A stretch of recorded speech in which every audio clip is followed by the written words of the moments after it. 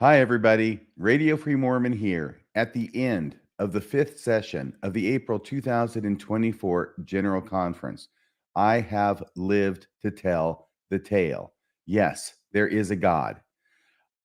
I've got to tell you, it is painful to watch one session of General Conference.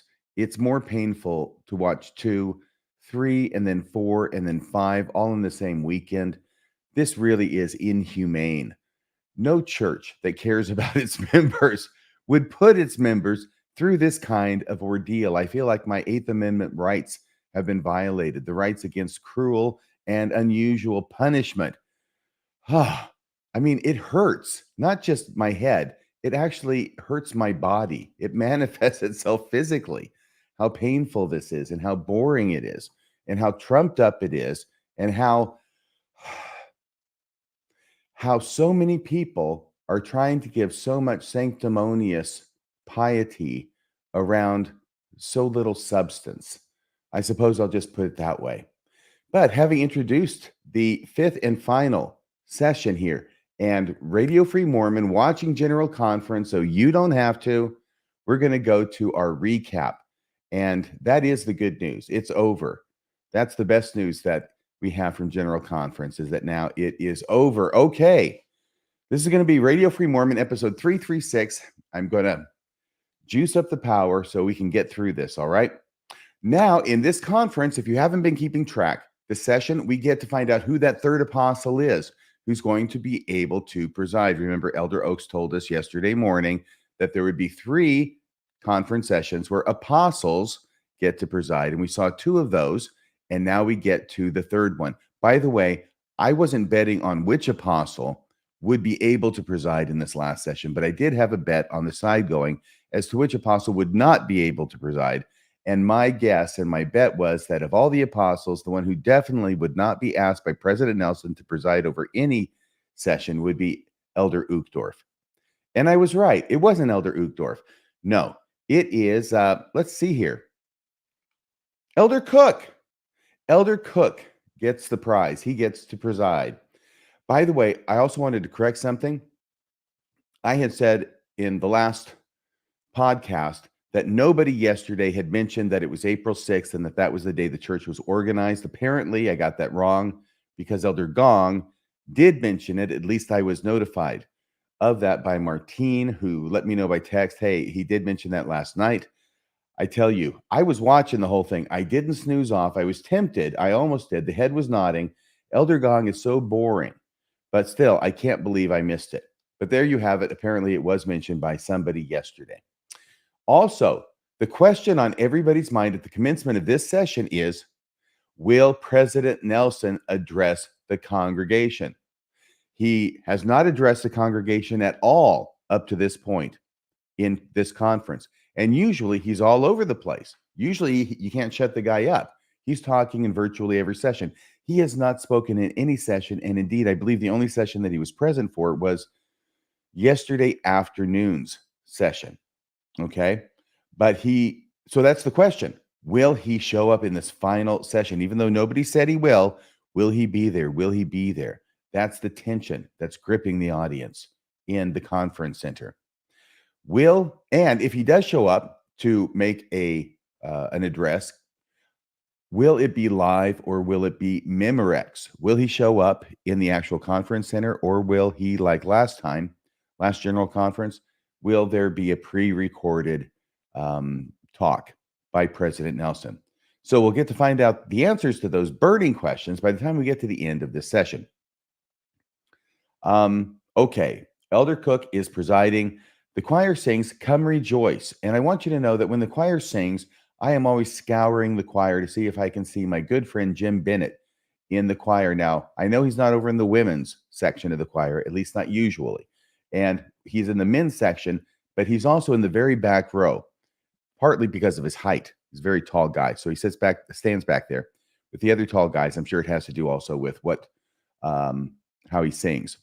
And but he's back there. And the problem is that the camera very rarely goes all the way to the back row and shows the people there, just because apparently of the way they're placed and the way that they pan across the faces of the people in the choir. Very rare to see him, but I did see him. I did see him. It's when the camera was way down here in front looking at the organ, and you could see rows and rows and rows of people. And way in the back there, tiny face, but I recognized it as Jim Bennett. So, hi, Jim. Shout out to you. An invocation then was given by an elder from the 70, and D. Todd Christofferson is the first speaker. All right. D. Todd Christofferson. He talks about the vision of glory, i.e., Section 76 that Joseph Smith has with Sidney Rigdon back on February 16th, 1832. And they see the people who inherit the celestial kingdom, the terrestrial kingdom, and the telestial kingdom. And he wants to go through the qualifications of each of the people who inherit each of those kingdoms, which he does. He arrives at the conclusion that the distinguishing characteristic between each of these groups is how they relate to the testimony of Jesus, whatever that is. It's not described in the Revelation. He says that those who are in the celestial kingdom have wholehearted devotion for this testimony of Jesus.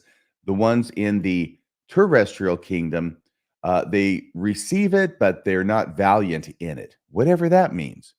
And then the ones in the telestial kingdom, they just reject it outright, that testimony of Jesus, whatever it is. So he starts with what I think is an interesting question. What is this testimony of Jesus that means so much how we react to it that's going to determine our eternal living quarters?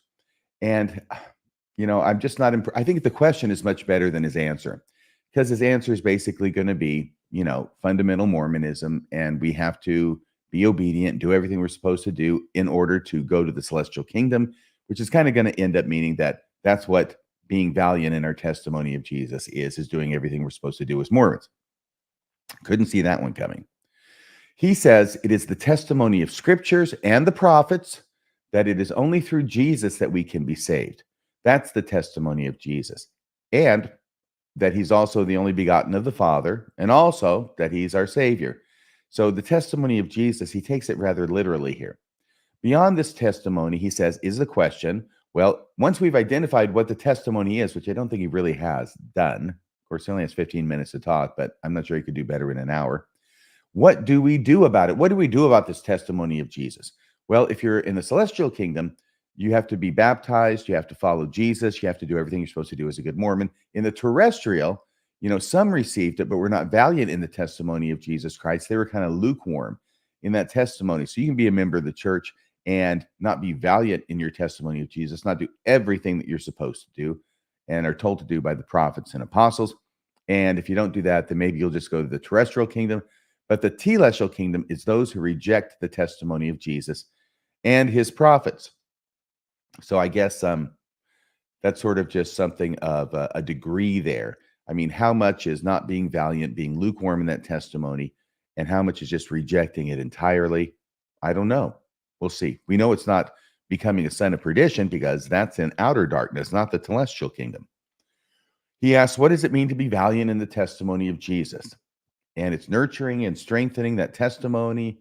True disciples don't ignore the small things, such as prayer, scripture, Sabbath day observance, taking the sacrament worthily, repenting of our sins, ministering, which is a new word for home teaching, and going to the temple. In other words, doing all the ABCs up through Z and beyond of being a Mormon and doing them right and doing them often. Now, he quotes President Nelson. Honestly, this is amazing. If you could find one talk that doesn't quote President Nelson, I want to give that speaker a prize. He quotes him to the effect of how quickly a testimony can crumble if we don't do all the things we're supposed to do. Also includes being open and public in sharing our testimony. Yes, that missionary work thing. We have to be open and public and share our testimony with everybody else. And we have to heed God's messages, which come conveniently through the prophets of the Mormon church, of course. He includes encouraging others to do the same things that we're supposed to do as being valiant in the testimony of Jesus. So not only do we follow the LDS prophet, we encourage others to follow the LDS prophet too. And that's part of our being valiant in our testimonies, helping other people be valiant in their testimony. Then he says something kind of unfortunate where he talks about parents. And of course, he has to give the common guilting trope for parents that if you're not sufficiently valiant in your testimony, if you're lax if you're slack in your testimony of Jesus Christ and not doing everything you're supposed to do, well, that could impact your kids. And they might not be as valiant too. And then their kids might be hostile to the church. And so it goes. And he quotes Neil A. Maxwell to this effect to make this point. So the pressure is really on the parents in the Mormon church. And if your kids go out of the way, stop attending church, maybe think they should go somewhere else, or maybe the church isn't the place for them, it's kind of your fault. It's all on you, parents. He tells a story about John Groberg. It's actually a story that John Groberg told. And of course, it has to do with the South Pacific. It's a family in Hawaii. Oh, I don't like this story. I don't like this story, but I'm going to tell it anyway. A family in Hawaii. It's in the early 1900s, so it's probably about 100 years ago, maybe more. They're in the church, though. Their daughter falls ill with an unknown disease and got hospitalized. So they're going to church, though. Their daughter's in the hospital, but they're going to church. And this young father, goes to church. He kneels to bless the bread as part of the sacrament at church. And the branch president says, "Stop. I didn't realize who you were. You're the one with the daughter who's in the hospital with the unknown disease. You can't bless the sacrament. We can't have you here. Go." And I don't know if it happened that dramatically. Maybe it did, or that abruptly. Maybe it did. But I can kind of see where the branch president is coming from. If you've been in contact with somebody with an unknown disease, we don't want you around people who don't have the disease, because that's how people can get the disease. We don't know how it can be contracted. So you need to leave. And he does. He takes his family, they leave. And then the story segues to what happens when they get home. So this father takes his family, they go home, they sit in a circle. He tells them to be quiet and don't say anything until he's ready to speak. And maybe that's because he was so upset. His son wonders what his father is going to do to revenge for their embarrassment and mistreatment by the branch president. Would they go kill the branch president? Would they go burn his house down? Is this what his father will come up with when he starts talking? Well, after 15 minutes, the father opens his eyes and tells all of them that he loves them individually, and he wants them all to be together forever as a family. And the only way to be faithful, yeah, you know where this is going. The only way to be faithful and be sealed in the temple, the only way to live forever as a family is to be faithful in the LDS church and be sealed in the temple. And then he tells them it is not the branch president's church. This is Jesus's church.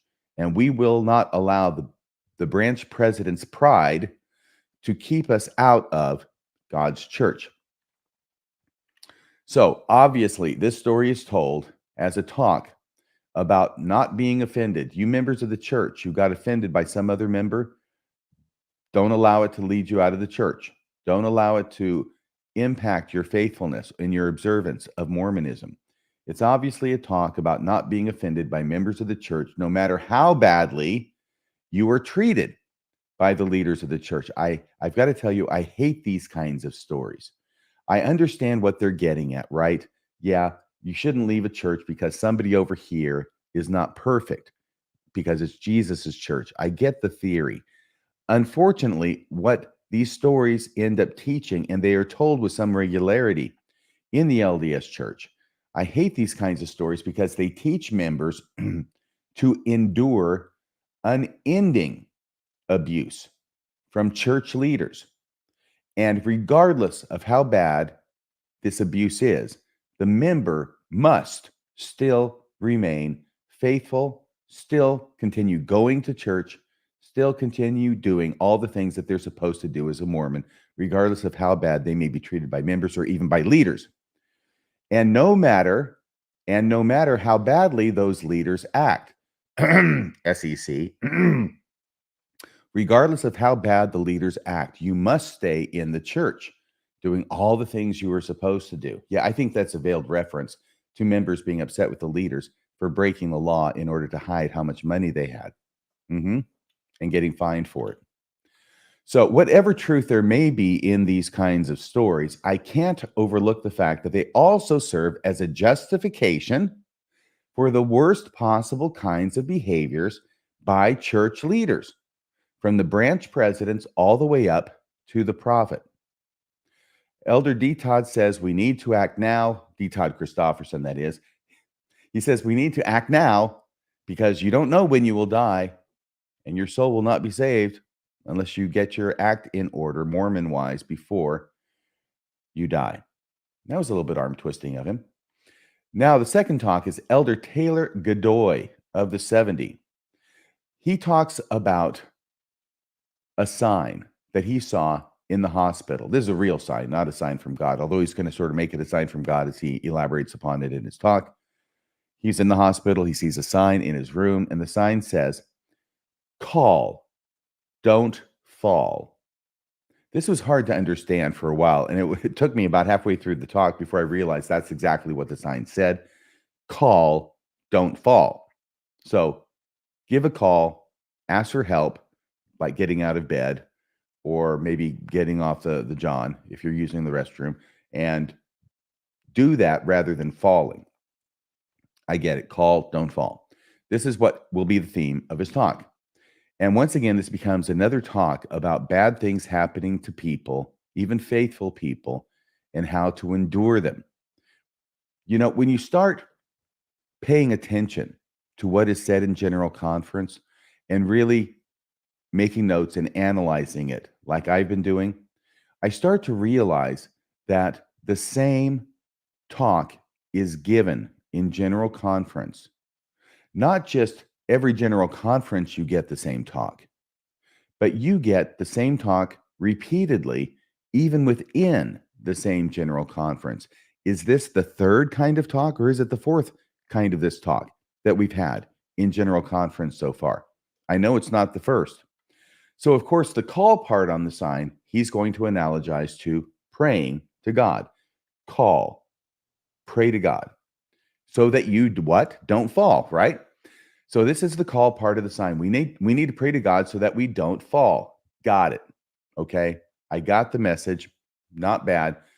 But he's got 10 minutes to fill up, so he's going to have to elaborate on it. And goes through the examples from scriptures like Helaman and his army praying to God so they don't fall. Moses praying to God. Abraham praying to God. When preparing for his marriage, now he tells this story. And it's a relatively interesting story. I had a little bit of trouble following it, and maybe it's because it had to do with the legal requirements for marriage in a different country, which I'm guessing was somewhere maybe in South America, possibly Central America. He's talking about that he's getting ready to get married, and in this country, wherever it is, he has to get married to his wife civilly, I believe, before they can get married in the temple. And I'm not sure he said that, but that would make sense. It would make the whole story hold together better if he had. Once again, English is not his first language. I'm not trying to fault him. I'm just saying that sometimes I can't follow it as well, but I try. You remember there was a number of years ago when they actually did this experiment of allowing people to speak in General Conference in their native tongue. Everybody did it except for Elder Uchtdorf, right? And then they put up the words underneath where they were talking, right? They had the subtitles. I think that's what it's called, subtitles, and you could read it, but they were speaking in their own language.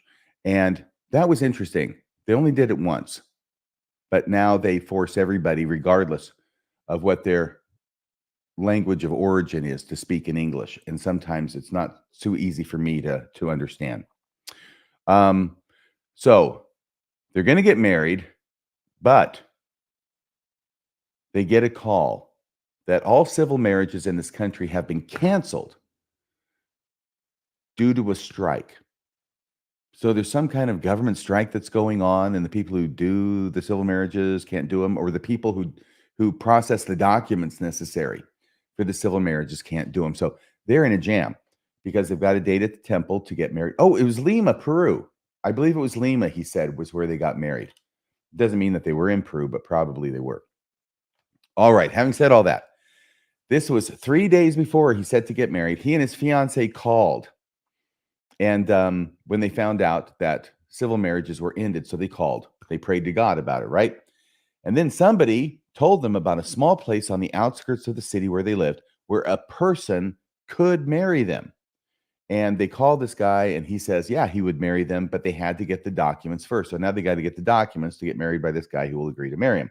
So the next day, he said they moved to the small town. And I don't know if that means actually moving their residence. It sounded that way, or if they just went there. But I'm pretty sure he said they moved to the small town where this guy lived who would marry them. And then they went to get the documents, but they were refused because so many young couples were moving to that town to get married without their parents' permission. Okay, well, now we can't get the documents, dang it. He is inspired now to give this civic authority, whoever it is he's talking to, his temple recommend. And he doesn't know why, but the official looks at the temple recommend and he goes, oh, why didn't you tell me you were members of the Church of Jesus Christ of Latter-day Saints? That's a horse of a different color. And he says, oh, I know you guys well. You're wonderful people. I will prepare the documents. So the presence of the temple recommend greases the skids for this official, and he's going to prepare the documents. They need to get married. Now he disappears, doesn't come back for a while. They're looking at their watches. It's getting later. They need the documents. And finally he comes back, and he comes back with a poppy, which he gives them along with the documents. So they're very happy. They head to get married. And once again, I'm not sure if I've got this exactly right. I tried to listen as closely as I could, and I apologize. I do try and get these as accurately as I can. But it sounds like he says that the same person who had just given them the documents along with the poppy intercepts them and said he was sorry that he shouldn't have given them the documents because he wasn't supposed to. But they have a dog with them. And he says, oh, that's a nice doggy you have. Why do you have such a nice doggy? And they say, well, we're going to give this doggy to you. And this official was delighted, and he gave them back the documents that he had confiscated from them, and they got married. Yay. That was a complicated story. So I think it's definitely a story about persistence and overcoming obstacles. And I think it's a great story. But of course, all glory must be to God. So the first thing you have to do is pray to God. Anytime you got any kind of trouble, call God, phone home, pray to God, and he will help you. Do all you can, though, to make it happen. Whatever it is that you need to have happen, that you're praying to God for help, do everything you can to make it happen. Then be humble and wait for God to answer your prayer in his own time and in his own way, which means it may not be answered at all. Okay, which leads us to these two rules, which I wrote down. No, is it three? We'll see how many it is. Number one, if we do everything we can do to make our prayers come to pass, and it does come to pass, we give the credit to God and not to ourselves for doing everything that we could do.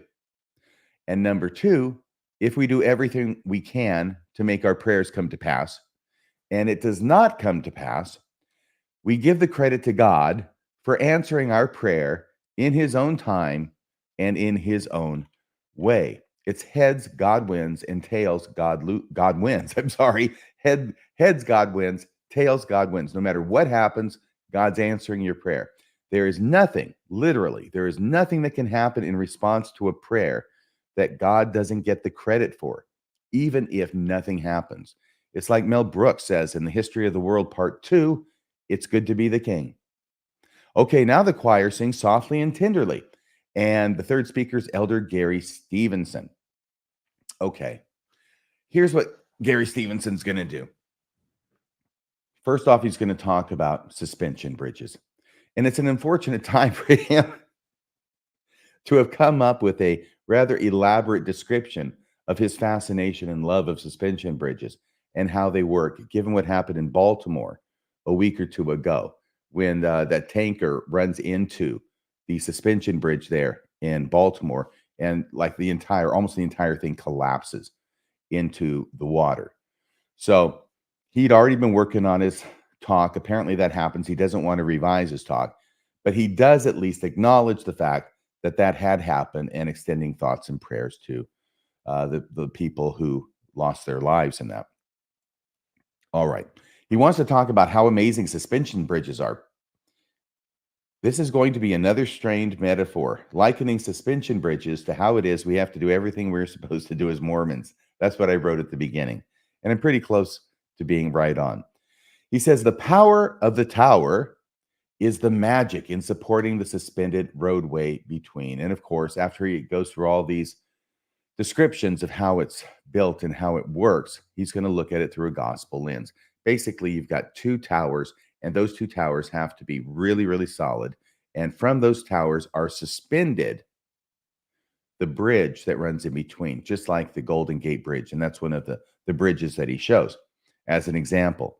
So what he's going to do is liken these two big towers in a suspension bridge that hold everything up to the two great commandments.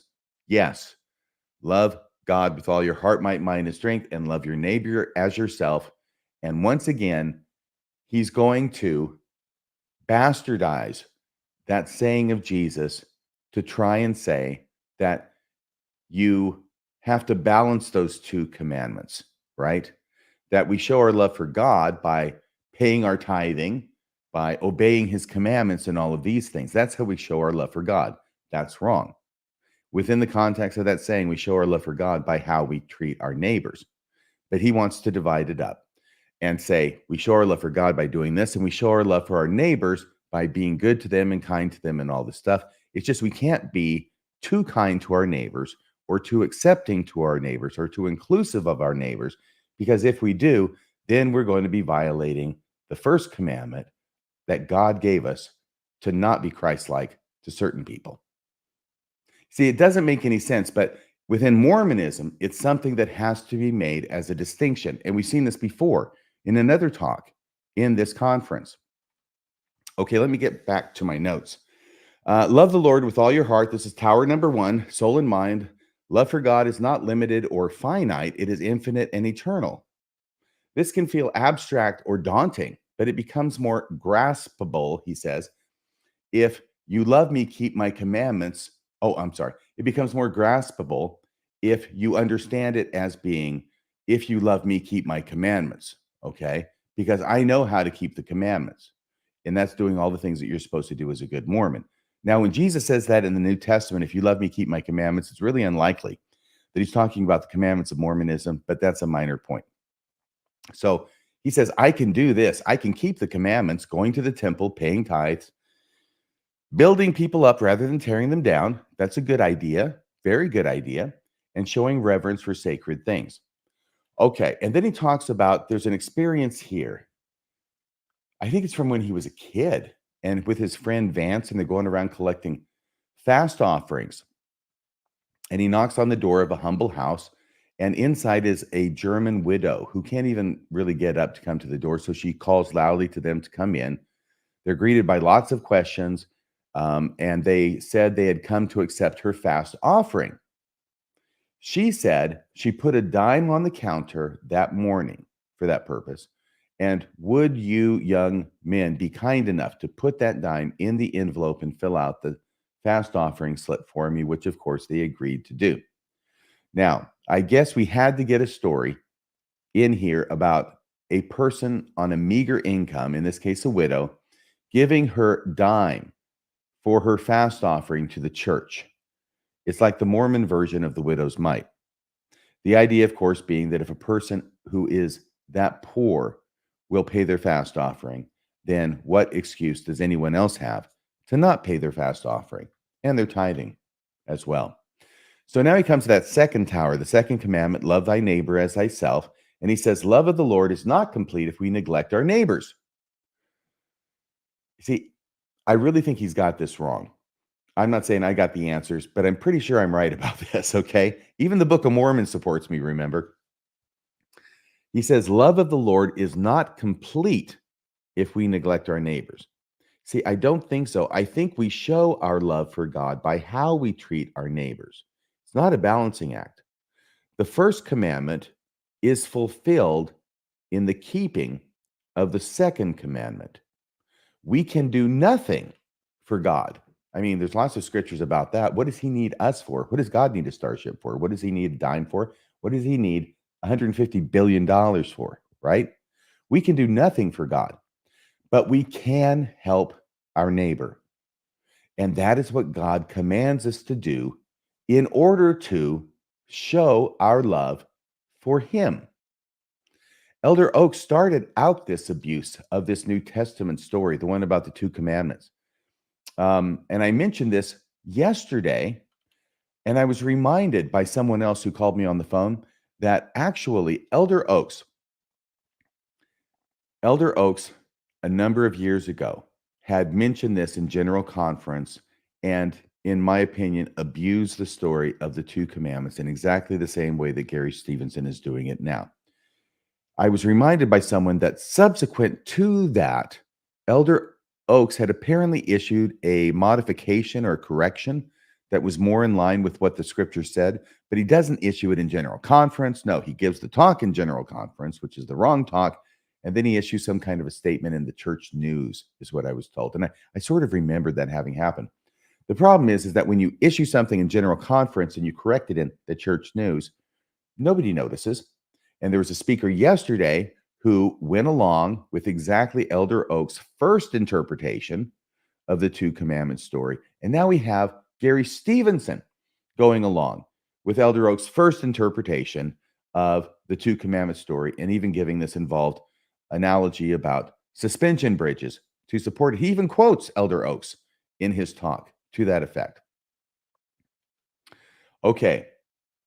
And in between the speaker from yesterday, who was talking about these two commandments that way, and Elder Stevenson today, who's talking about those two commandments that way, the wrong way, I believe, we have, thank God, Elder Uchtdorf last night at the end of the Saturday evening session, challenging that interpretation by both of them and just quoting the Book of Mormon.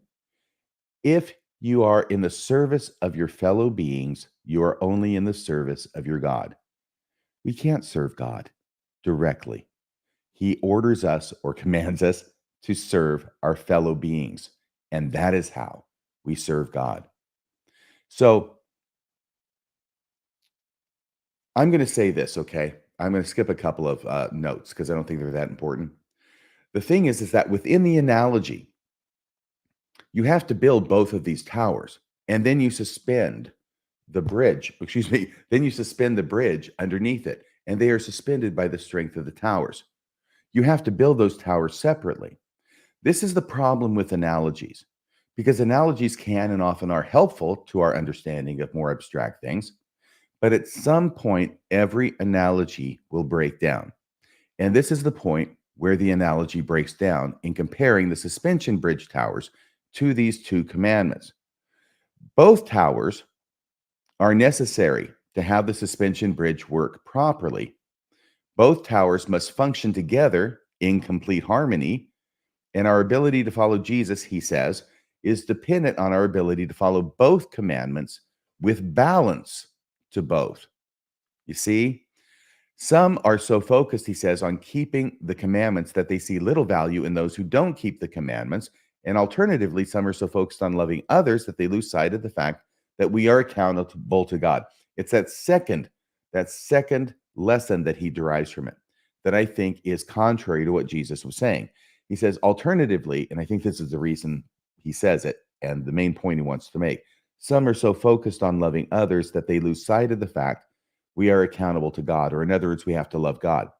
Totally backwards. If we're focused on loving God, others, we're doing what God wants us to do, and we're showing our love to God. And this is where the analogy breaks down with the two towers. In the New Testament saying about the two commandments, we build the one bridge carefully, all right? And that's the only bridge we can build, the bridge of the tower of helping our neighbor and being good to our neighbor and loving our neighbor. That's how we build the one bridge. I say bridge, I'm sorry, the one tower for the suspension bridge. We build the other bridge at the same time. Okay, now understand this is where the analogy breaks down. I hope I'm not getting too abstract here for myself. But we've got two towers, right, For the real bridge, you got to build this tower, you got to build this tower, then you hang the bridge by the suspension ropes, right? If you take that same analogy and apply it to the New Testament teaching, we can't build the first bridge. That's the one about loving God, serving God. We can't do anything to build that bridge. We only have the power to build the second bridge, which is loving our neighbor. And if we were to use that analogy, we would come up with a strange but correct conclusion that by building the second tower, we also build the first tower. We build that first tower, and magically, without our working on it, this first tower now comes into being, and then we can hang things on it. I think that is what you would have to go to in order to make this saying match the analogy. But as I say, I believe it breaks down before that point, and that's why I think it breaks down. So ultimately, this talk becomes an extended metaphor to excuse violating the second commandment. I'm going to say that again. First commandment is love God. Second commandment is love your neighbor. And this talk becomes an extended metaphor to excuse violating the second commandment, which is not what Jesus was talking about in the first place. Okay, let's go on. Talk number 4. Matthias Held of the 70. He sounds German. I think he has a German accent, but it's not the booming Beethoven 7th Symphony voice of Elder Uchtdorf. He talks like a Mormon. He talks like a Mormon with the same general authority voice, but with a German accent. This guy does, Matthias Held. And then it hits me. Elder Uchtdorf doesn't talk like a Mormon. And I think that's why he's such a delightful change of pace to listen to. He doesn't do the GA voice. He does his own voice. And the fact it's German just makes it that much more delightful. But this guy, Matthias Held, he talks like a Mormon. A German Mormon, but a Mormon nonetheless. And he tells a story of missing a turn while driving, and he likens it to making wrong decisions in life and bearing the consequences until we can get turned around again. He's going to talk about agency, the fact that we can choose whether we will follow God's commandments. We can choose to have faith to recognize that miracles happen even when they don't. We can choose to have faith in God rather than fear that he won't be there for us even when he's not there for us. I'm adding those little parts at the end. He didn't actually say that. Some things are outside our control, and hence they're outside of our agency, right? Such as illness or war or labor or rest. Those are the examples he gave, I believe. But we are still free to choose how we react to them, with a positive attitude or a pessimistic attitude. We can ask for God's support or think we are on our own. He gives examples. We can wear warm clothes in winter or take care of ourselves when we are sick. In other words, we can't choose the circumstances sometimes, but we can choose how we react to them. We correct our wrong choices when we repent. This is how growth happens. Then he talks about how there's opposition in all things, citing 2 Nephi chapter 2. Opposites don't exist apart from each other. They can even complement each other. He tells us we would not know joy except for sorrow. We could not identify truth unless we had also seen lies, he says. Then he gives a personal experience about his children and just saying children have brought him the greatest joy in his life, but they've also given him the greatest suffering in life. And he talks about the suffering as being worried for them when they get sick or something like that. He says, even during wars, many little acts of love are happening. We need to remember that every experience is like a coin that has a flip side, even if we don't see that flip side at the time. Every experience has that coin. It's like a yin and yang kind of argument. But if we choose to think celestial, yep, he quotes President Nelson, choose to think celestial as President Nelson taught us, then we will overcome all. And I'm wondering, are they selling t-shirts in a kiosk in the lobby of the conference center by this point? The t-shirts that say think celestial on them? The choir sings How Firm a Foundation. And Elder Cook announces the following 2 speakers. But we know there must be a third speaker. We're an hour left. 2 speakers won't fill the whole hour. There must be another speaker. Who could it be? Will it be President Nelson? Could it be President Nelson? The suspense is killing me. Elder Neil Anderson speaks again. Not again. Now Elder Anderson speaks. Okay. He talks about all the temples being built. We've got to talk again about all the temples. How many times have we heard about the temples? Across the world, he says there's a growing feeling drawing us to the house of the Lord. He talks about a 95-year-old friend of his who a year ago had been okay. This friend of his is 95 years old.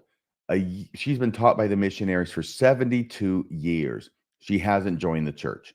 And then one day, a year ago, her daughter says to her, or her granddaughter says, "Hey, I'm going to the temple probably to get married." And she says, the older 95-year-old woman says, "I'd like to go to the temple with you." And the daughter says, "Well, you can't because you haven't been baptized." And the 95-year-old friend says, "Well, I want to get baptized then." So she takes the missionary discussions, obviously, gets baptized. She's a member of the church. And this was a year ago, so he can announce that a month ago, this woman received her own endowment. Yay. The work of God is going forth. He says, "Have you wondered why the Lord would direct his prophet at this specific time to dot all the world with his temples? And," he asks, "have you wondered why it is that God would choose at this specific time to give the church the prosperity necessary to build the temples?" Oh, yeah, he's going there. He's going there. Whoa. He is giving an apologetic for why the church has so much money in its freaking EPA account, over $150 billion.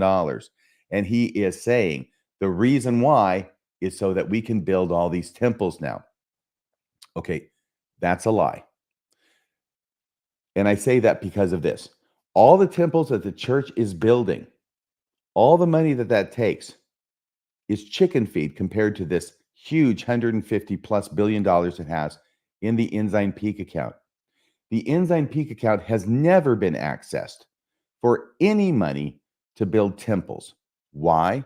Because the church has enough money coming in on an annual basis from the tithes of its members to not only cover all church expenses, but they've got $1 billion to $2 billion left over, out of which they fund the temples. And then the rest goes into the EPA account.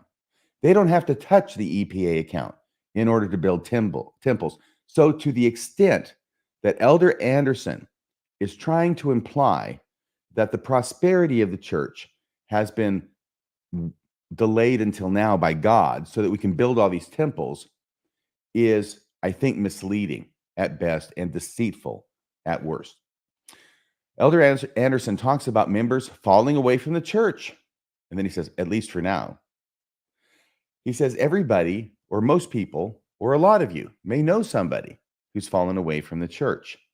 And my counsel, he says to you, is don't despair about your friends leaving the church, for with God, nothing is impossible.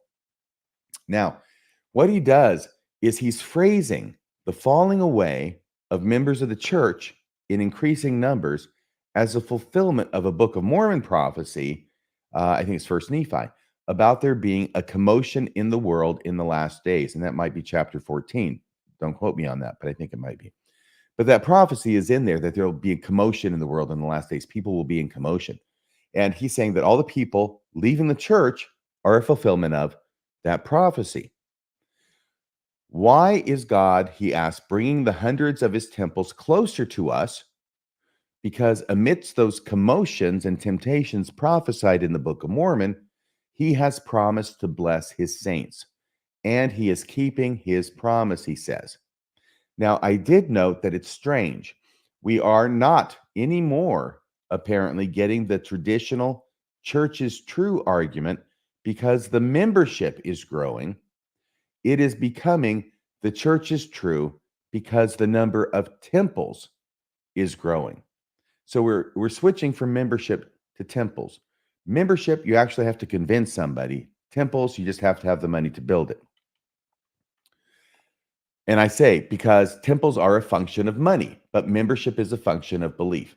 So even as more and more members are ceasing to believe in the claims of the LDS Church, the LDS Church is nevertheless building more and more temples. That is inexorably the conclusion that has to be drawn from what it is that Elder Anderson is saying. Even as membership is going down, temples are going up. Something doesn't pencil there. He mentions, I got to tell you, I enjoyed last night. Most of this is boring, but Elder Anderson managed to piss me off. And good. He's kind of a snake. And here's what I mean. He talks about the Heber City Temple. Over at Mormonish, they have been talking about the Heber City Temple and talking about the community in Heber City that doesn't want the temple there, doesn't want to hear at this location. The church always seems to want to pick locations that are in a residential community where that are going to violate the zoning ordinances unless the church gets them changed, right? They're going to violate the zoning ordinances. They're going to have these massive temple spires are going to be lit up all night long, and people just want to live in peace, okay? Believe it or not, to a non-Mormon, that's not something that's appealing. So, but he starts talking about it by saying the Heber City, there was a meeting or an assemblage of youth, because he's talking about how great the youth are in the church now. And he says 300 youth filled the adjoining park of this Heber City, Utah city meeting. 300 youth filled the adjoining park to show their support for the temple. This is where they're trying to lobby to get the city council to go along with what it is the church wants to do, in spite of the other citizens there who are lobbying against it. He doesn't mention the ones who are lobbying against it. Don't know why. He says that one of the young men said, in addressing the city council about this issue, public comment, he goes in there and tells them he hopes to be married in this temple because, he couldn't just go down the road and get married in another temple. It's Utah, for crying out loud. It's getting so, at least in Utah, you can't swing a dead cat without hitting a new temple of God. So he wants to be married in this temple, damn it, not the one down the road. And I say, this is why Elder Anderson is bringing this up, because he knows there's a lot of controversy and pushback against this particular temple by many in the Heber City community. He cannot not know that, which is why the 300 youth were bused to the adjoining park in the first place. You thought that was their idea? We'll just go over to this park and show our support. No, the adults are using the kids to try and show support and get the temple pushed through. And that's also why youth were speaking to the city council members, because the grown-ups had them do it. Let's see. He tells a story, which is, I don't know. I can talk about it. Let me see what my time is here. I guess it is the last session. We're almost at 50 minutes. He tells a story he calls it a miracle, I believe. It's 1984. And it's just a coincidence. Basically, he's in the temple one day and he's doing initiatory work. And he ends up, it's the end of the day. He's almost ready to go home. And somebody comes running up to him and asks, would you do the initiatory work for this one person? He says, sure. It's an unusual name. It's Eliezer Searcy, I think is the name. So he does that, goes home, comes back to the temple the next day. He's doing endowments. And guess what? He's given this guy's name, Eliezer Searcy. That's a coincidence. Then later, that same day, if I'm understanding his story correctly, back in 1984, Elder Anderson was asked to assist in a sealing for the dead, which he said, okay, I'll do it. And he heard once again the same name, Eliezer Searcy. He represents Eliezer Searcy in his initiatory, and then the next day in the endowment, and later in the next day in getting sealed. What he lets us know is that the daughter of Eliezer Searcy was present in the temple, and that she's not married, so she can't have a husband. She doesn't have a guy to stand in or to receive the washings and anointings or the initiatories, or to do the endowment, or to stand in for him being the husband in the sealing ritual. So this is the daughter of Eliezer Searcy. We know his daughter was there at the temple to do her father's work. Initiatories were done one day at the end, so his endowment could be done the next day, right? She's the one who's pushing it through. And the sealing after the endowment. The daughter was not married, so she couldn't use her husband to do the endowment and sealing or initiatory, and Elder Anderson ends up being tapped each time. It is a nice coincidence indeed, but not so extraordinary that we would feel compelled to ascribe it to supernatural power. Guess what? Elder Anderson quotes President Nelson. It's true. About all the incredible miracles we will see in the upcoming days. Remember that quote from President Nelson from a few conferences ago where he promised us that in the coming days, he said, we're going to see miracles like we've never seen before. It's going to be amazing. And the hand of God's power, or the power of God's hand, will be manifest. It's going to be incredible. There's going to be a seismic shift in the number of miracles that are happening in the coming days, according to President Nelson. And now, guess what Elder Anderson does? He is going to say that that promise by President Nelson is fulfilled by all the temples being built. Well, that's convenient. Okay, now we're to the point where he gets me mad. I didn't see this coming. He asks the members of the church to pray for the temples that are being built. Pray, he says, that the properties can be purchased, and pray that the city councils will approve the plans for the temples. I went, OMG, exclamation point. You don't need prayer, and you know it. You are literally paying off city officials to get them to approve your temples. Allegedly. If you want to go to Mormonish and look at what they have uncovered about the Lone Mountain Temple in Nevada, Las Vegas, Nevada, the Lone Mountain Temple. I did a brief story on it on last Monday's Mormon newscast. You go back and watch that. It is incredible what's going on. There is graft going on, allegedly, from the church to city council members in order to get them to pass laws and zoning ordinances to allow the church to build their temples, which are sited and planned in locations that are residential and where they do not fit the zoning ordinances. So they have to have the city councils change the zoning ordinances so they can build their temple where nobody in the area, nobody in the neighborhood wants a temple there. It's an amazing thing what the church does. But that's why I say you don't need the prayers of the saints to allow you to purchase the properties. You use the money of the saints to purchase the properties, and you don't need their prayers to have the city council approve plans because you already have money to apparently and allegedly persuade them to do what it is you want them to do in order that you can build your temples wherever you want to, and regardless of what the people around you think or how it is they think about the Mormon church for coming in and bullying them into having their temple built there. And by the way, if the people don't want the temple in their neighborhood, and if you can't pay off the city council, then the church threatens to sue the cities into bankruptcy to get their way. That's what's going on in Cody, Wyoming, is my understanding. Allegedly, okay? This is the part that really bothers me. I don't like the way the church is operating in building its temples. It's the least Christ-like thing one could imagine, to build the most Christ-like building or buildings in the world. And to have Elder Anderson now come in here and say, oh, pray that properties can be purchased and pray that city councils and towns will approve the plans. All right. So Elder Mark L. Pace is going to speak next. He's the Sunday School General President. And frankly, he's just going to talk about reading the Book of Mormon, and following the Come Follow Me manual, reading the Book of Mormon, how important that is, all the things we can learn from it and how we can get closer to God. He gives a couple of, I think, really relatively unimpressive things that he's learned from reading the Book of Mormon. They're kind of obvious and very basic. I'm not going to bore you with those. If you want to be bored by them, read the talk, or you can listen to it on the church website. So this talk is really about reading the Book of Mormon on a daily basis, I conclude.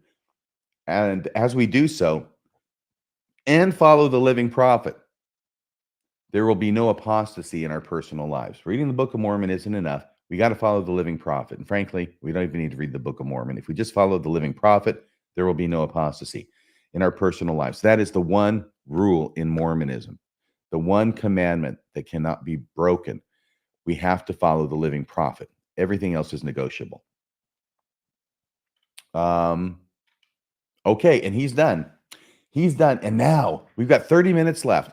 And everybody in the audience is whispering to their neighbor, who's going to be next? There's time for one more speaker. Will it be President Nelson? Could it be President Nelson? Elder Cook starts to speak again, and he's being coy because first he wants to thank everybody who has spoken and everybody who's provided music. And then he lets the cat out of the bag. Finally, the concluding speaker will be our beloved prophet, Russell M. Nelson. Of course. What a fashionable entrance. I knew it. I knew it was going to be President Nelson. And I knew he was going to want to draw it out and increase the suspense and get people really, really wondering if he was going to show up. And he does. All right. He doesn't show up in conference. Excuse me here for a second. He does not show up in conference. This is pre-recorded, like President Eyring's was. So it's pre-recorded. He's sitting in a chair, and he gives a rather long talk.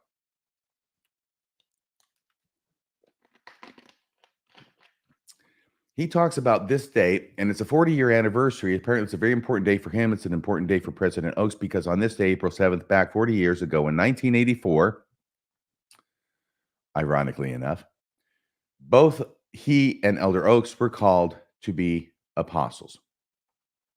So it's been 40 years, the two of them. And apparently, they're still thick as thieves because President Nelson has Elder Oaks being his first counselor in the first presidency. He says, we have once again been blessed with an outpouring of the Spirit. Now, I see that. Now, look, this is sort of a pet peeve of mine because they always say that in conference. We've been blessed with an outpouring of the Spirit, even though nothing's happening except people are being bored to death. They're snoozing. They're leaning over on the shoulder of the person next to them. They're drooling. But no, you will always have them say, we've been blessed with an outpouring of the Spirit. The only thing that underscores this anymore than it already is that he's not even there.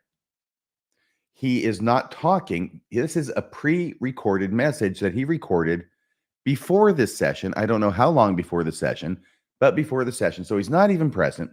He doesn't know what's happening at this session. He has no idea whether the Spirit is being poured out. But of course, he's going to say it because that's what you always say, regardless of where the Spirit is or what it's doing. And yes, he has to talk about the Kirtland Temple. Yeah, we bought it. Last month, we announced that the LDS Church, he says, has purchased the Kirtland Temple along with other significant sites in Nauvoo. This is the victory lap for President Nelson. This is the spiking the football in the end zone. And he talks about the Kirtland Temple having such great significance to the church because several events happened there. And the most important one happened on April 3rd, 1836. He's going to go to the visitations of Jesus, Moses, Elias, and Elijah. That's what I type out before he goes there because it's obvious where he's going to go. Now, he is going to talk on and on and on about how essential the priesthood keys are to the functioning of the church today. The priesthood keys that were restored on that date by Moses, Elias, and Elijah. Jesus sort of comes to introduce him. He's like the MC of the event. And here's Moses, and Moses gives keys about the gathering of Israel, whatever that means. Elias shows up, who is not, repeat, not the Greek form of the Hebrew Elijah. These are not two different names for the same person. This is a different prophet who we don't read about anywhere in the Bible, but he's real. Trust me. Elias gives keys about the dispensation of Abraham, and then Elijah brings the sealing keys. All right. The thing that is remarkable or noteworthy about the insistence by President Nelson on how important all these keys are to the functioning of the church today and its legitimacy is that there is good reason to question whether this event ever happened at all. And I know that Mormonish did an episode on this with, they had a guest who's a scholar on this who talked, I think, for an hour and a half, I think a week ago today. And he went into a lot of things. I'm not prepared to go into them now. All I want to say is that there is reason to believe that this entire event about these visitations with the keys was made up sometime after the fact. Of course, there's no fact to make it up after, but after the time when it's alleged to have happened, and written back into the history in some manner. At a minimum, at a bare minimum, we know that Joseph Smith continued after 1836 and really up until his death in 1844, Joseph Smith continued to speak of Elijah as if his coming were still in the future. Joseph Smith apparently never talks about Elijah appearing or any of these other people appearing in his recorded discourses or revelations, although he's moving into discourses more than revelations in Nauvoo. He doesn't refer back to it. He doesn't say this happened. He doesn't talk about it or how wonderful it was. You'd think that'd be remarkable, something you'd want to talk about. Apparently, he doesn't do that. What he does do is he continues to talk about Elijah and how important it is, but he talks about Elijah as if he has not come back yet, and we're still waiting for him to come back, which is a strange thing for Joseph to do if he knows by personal experience, because he was there, that Elijah actually showed up in the Kirtland Temple back in 1836. So it's a bit of a mystery, but it is highlighted by the fact that President Nelson emphasizes that really this church could not exist in the way it does and would not be the Lord's church without the keys. He says the power of these keys is infinite and breathtaking. Without them, you couldn't be endowed. So if that didn't happen back in 1836, we couldn't be endowed. And he says the church could serve only as a significant teaching and humanitarian organization. It would be nice if the church did serve as a significant humanitarian organization. He's acting like it already does. I got a question mark about that. But he says none would have had access. Nobody would have access to the essential ordinances and covenants that bind us together eternally and allow us to live with God, except for those keys that came about from those individuals, angels showing up and giving the keys to Joseph and Oliver in the Kirtland Temple, April 3rd, 1836. He says priesthood keys are what distinguish this church from any other church upon the earth. No other organization, he says, can and will influence your life after death but the LDS church. So really all those other churches, they can't do anything about what happens to you after death, but we can because we have the keys because of that visitation, which may or may not have actually happened. He says priesthood keys give us the authority to extend all blessings promised to Abraham to every covenant-keeping man and woman. And if we don't have the priesthood keys, then we can't do that. See, the priesthood keys are what make the president of this church the president of this church. He is the only one, we are taught, who has all the keys that are associated with the running of the church and all the ordinances. He's the only one who has them all. If they were never restored, he can't have them.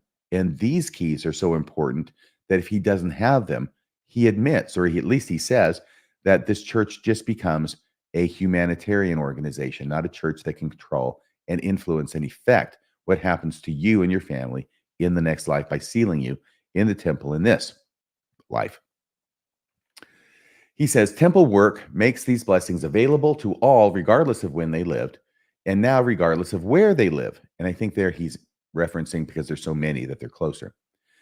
He says, the gathering of Israel is evidence God loves all his children everywhere. The blessings of Abraham is evidence that God loves all of his children everywhere. And the sealing power is supernal evidence of how much God loves all of his children everywhere. Those are the three things that were supposed to be restored by Moses, Elias, and Elijah. And that's why he lists them in that order.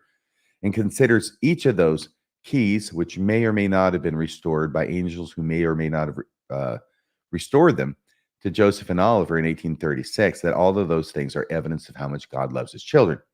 Priesthood keys make it possible for every covenant-keeping man and woman, he says it again, to enjoy incredible personal spiritual privileges. He then goes to Joseph Smith's dedicatory prayer in section 109. He doesn't read from it, but he references it. He calls it a tutorial about how the temple allows us to meet the challenges of life and encourages us to read it on our own. If you take him up on that challenge and do read section 109, please try and ignore the part where God the Father is clearly referred to by the name Jehovah, because that made a lot of sense back then in 1836 when the dedicatory prayer was written by revelation by Joseph Smith, but it doesn't make so much sense today because now Jehovah means Jesus, not the Father. You'll find that Jehovah is applied to the Father in section 109 if you take up President Nelson on his suggestion that you read it.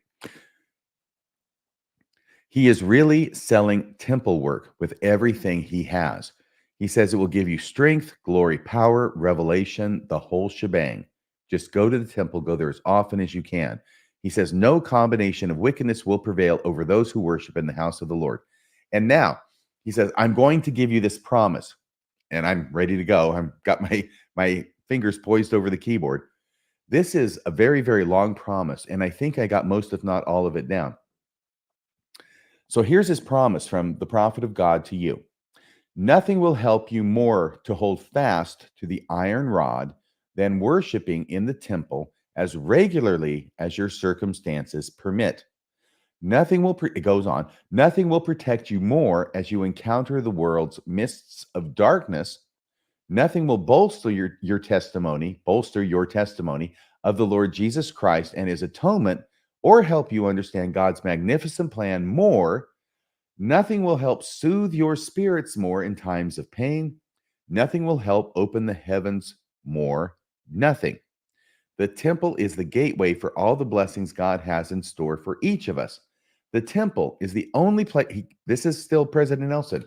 The temple is the only place on earth where we can receive the blessings promised to Abraham. That is why we are doing all within our power, under the direction of the Lord, to make the temple blessings more accessible to members of the church. Okay, that's what I mean when I say he's really pushing the temple attendance now, more than I've ever seen.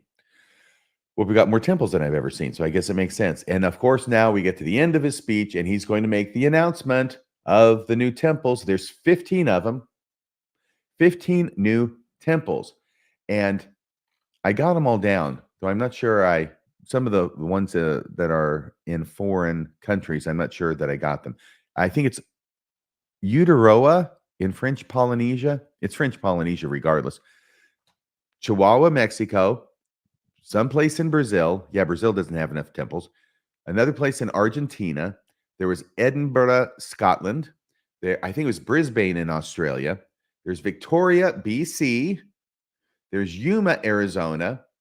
There's the Houston, Texas South Temple. Houston already has a temple. It's going to get another one. Des Moines, Iowa. That's 10, I believe. Cincinnati, Ohio. Honolulu, Hawaii. And West Jordan.